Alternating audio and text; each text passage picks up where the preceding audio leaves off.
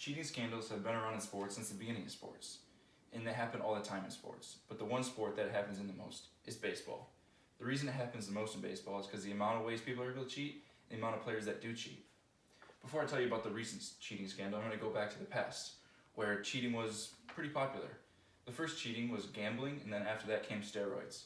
Gambling began when the biggest gambling scandal happened when Pete Rose in 1984 gambled on his own team when he was a player manager for the Cincinnati Reds. After that, he ruined his reputation, and to this day he's still not in the Hall of Fame because of it, and his whole career has been defined by that. After the gambling era, it became steroids. Steroid era was, for the fans, pretty eventful, but for the players, they cheated, they broke rules, and their whole careers were defined by that. Some notable players that used steroids were Manny Ramirez and Alex Rodriguez, two of the most famous players of all time. Now, fast forward to the present day, the most recent cheating scandal by the Houston Astros in the MLB.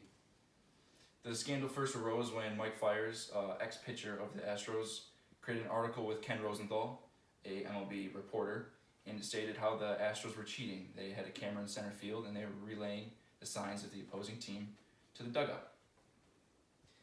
When this first came out, everybody was in shock. They didn't know what to think. The Astros just won the World Series, they were on top of the world, and then a cheating scandal comes out and all the fans don't want to root for them anymore. So everybody waited and they wanted to see what the Astros were going to do. And the first thing the Astros did was fire people. They fired their manager, A.J. Hinch, and general manager. The Mets also had to fire their manager, Carlos Beltran, who was a player on Houston in 2017.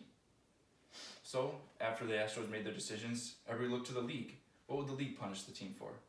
So the league punished the team, they fined them $5 million, and they took away 4 draft picks, 2 in the first round and 2 in the second round of the next 2 drafts. But that wasn't enough. Everybody wanted more punishment. They thought, why aren't the players getting fined? They were the ones that cheated, not just the organization.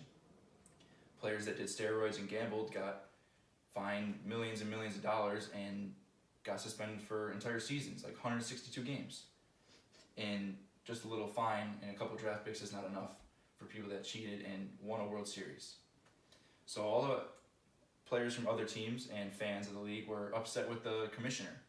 They thought he needed to do more, so the commissioner came out and made a statement, and in that statement, there just wasn't enough. He made the World Series look like it wasn't anything special. He called the World Series trophy a piece of metal, and that's just not enough. So, to this day, no suspensions have been given to any players. The league still only gave them that fine. And looking to the future of the league, a lot needs to change.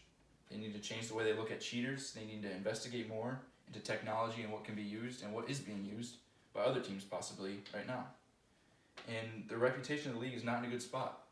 Other leagues look at the MLB and they think, well, let's not do that. Let's not look at cheating that way.